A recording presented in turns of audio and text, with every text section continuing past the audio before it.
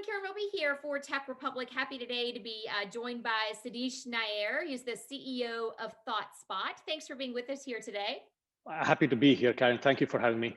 We're all finding new ways to work, right? Whether we're in our homes or in hybrid situations, some back to the office, but there's no question about the fact that the way we work is changing. And I'm happy to talk with you today about this idea of asynchronous work. And I want you to explain um, first what do you mean by that? What does it mean?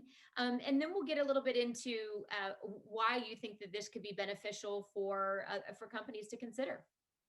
Yeah, thank you.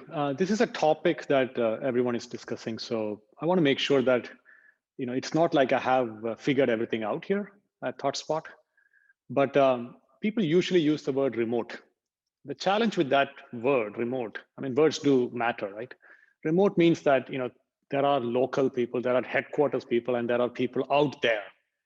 And in the new world, at least what COVID is teaching us, is that if you want to attract the best people, no matter where they are, you have to start thinking differently. And distributed is a better way to describe that, where the workforce will be. But within that, how people will work, I think there is a better approach, which is asynchronous. And what I mean by that is let people work however they want to work, whenever they want to work. And that is the difference. So for example, you are in East Coast and let's say you're an early riser. You like to get up early at 5 o'clock or 6 o'clock in the morning and you want to work. West Coast is still sleeping. It's 3 o'clock here. Can that work? What if you are in Hawaii or what if you are in Nicaragua? I think the ability to let people, whenever they want to work, however long they want to work in a day, I think that's what asynchronous is about. And if you think that way, you have to make more intentional changes in the work process, collaboration process to enable every one of those people to come into the workforce. And before we really dissect the ways that people or you would suggest that companies go about setting up to work in this way, talk first about why you think it's so important. I mean, yes, we're moving into this new normal, whatever this is going to look like, and to attract the best talent. But for each individual person, you see this as playing to their strengths. So talk a little bit, expand on that for me, the benefits of working this way. Sounds good. Yeah. Let me take one step back. And so we've been thinking a lot about this. So there are 3 to 4 things that I think that are beneficial in this new model. So office space, we are all holding a lot of real estate in our business and we want to get rid of that as much as possible. That is an obvious one. Where productivity that we used to think that, probably will not be as good, it's actually pretty good now. But then the last part is obviously nobody wants to sit in an airport or traffic. Those things are removed. Having said that, there are also negative things that comes with it. The first one is people don't know when to disconnect when working from home. I'm sure you can relate to that. It's important to make sure that when you're 9 to 5, when you drive to work, you come back, there's an opportunity to sort of switch off. That's gone. Second, the human connection, the collaboration, the ideation that happens over a cup of coffee or a lunch or a dinner, those things are still important. And the last thing is, if everyone is working remotely, everyone is working in their own homes, how do you measure and stack people who is performing better than others? So when you think of this, that's why asynchronous workflow includes at least 2 different things. The first one is that let's say you are a mother who wants to come back into the workforce because you took a couple of years off, a common thing. The benefit for the companies is that bringing someone with experience back into the workforce, someone who's energized, wants to deliver more, it's a great thing for the company to have. But on the other hand, she may not want to work a full day. Maybe she's getting half day child support and the half day she want to put in. So instead of 40 hours, she want to work maybe 25, 30 hours. That will have to work in this new model. That's why asynchronous approach is better than this true remote and thinking that everyone just work from 9 to 5 from home is a broken model to make those things work. And when we talk about the steps, obviously, Sadish, there's some companies that are way over here, and they have transformed digitally, to a far extent, and remote work was, nothing new to them when the pandemic Yep. hit. And then there's other companies that are way over here and they want the 9 to 5 and everyone in the business, and then are inside, and then plenty of in between. So to take an average company that wants to try to be progressive in this way and move towards this model, how much work would go into to doing that? I mean, changing people's mindset, I guess, is a big piece of that. Yes, look, I think it starts with the leadership making a conscious decision that this is not a half-baked effort, in the sense that you have to fundamentally think how you're going to hire, how you're going to retain, and how you're going to measure people's output.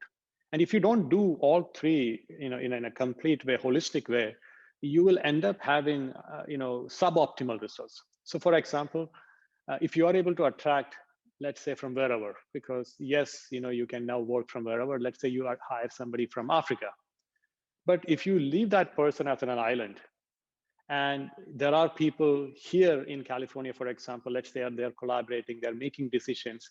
Those decisions are made in our daytime, and she wakes up in the next day morning and she finds that her inputs were not added because she was not there to defend it. That breaks it, right? Now you got to think about it. You can't just say that I can hire wherever, optimize cost, bring more people, unless you think through how are you going to make them as successful, give them as much opportunity as you would give to someone who's actually local in California. That means that you have to start by thinking holistically. Second, information security. This is an extremely important thing to think through. How are you going to secure if people are going to work from home? And remember, sometimes in US we think about like everyone will have fast access to internet, people will have separate office space within their homes. That may not be true in every part of the world. In fact, it will not be true.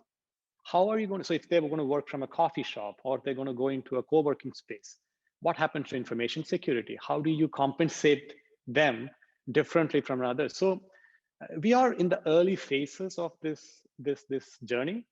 The most important thing is not to rush into anything and say, oh, that cool company is doing it that way, so let us just go do it. Horses for the courses. We all have to run our own races, but it is a good thing that is happening, because to me it feels like this is the best way to be more inclusive as organizations, give opportunities no matter where they live and no matter how they want to contribute to the company. Excellent. And before I let you go, Satish, just talk for a second, if you will, touch on how did you become passionate about this, working in this way?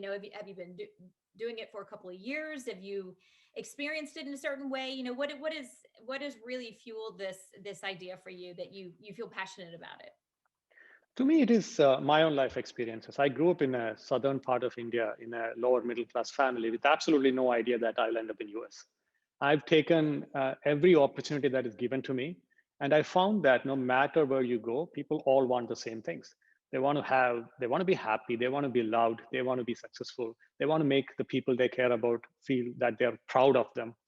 So in that context, as I moved here and the opportunity that is open to me, it feels like it is important to make sure that while talent is probably universally distributed, opportunities are not.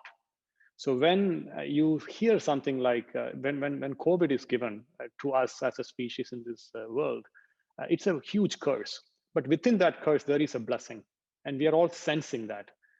This is an opportunity for us to come together as a species and make sure that we really make tangible progress in the journey towards inclusion. And I think, in a small way, as a CEO of a small company in Silicon Valley, I feel like if we can do it for our company and then use opportunities like this to talk about that, it would make a small but meaningful progress. And I think that's worth doing. Excellent. Well, we appreciate you sharing, your thoughts and your insights on this, with us, Sadish. And of course, for much more for all of you out there on, the distributed workforce, on asynchronous work, make sure you check out Tech Republic. We appreciate you all being with us here today.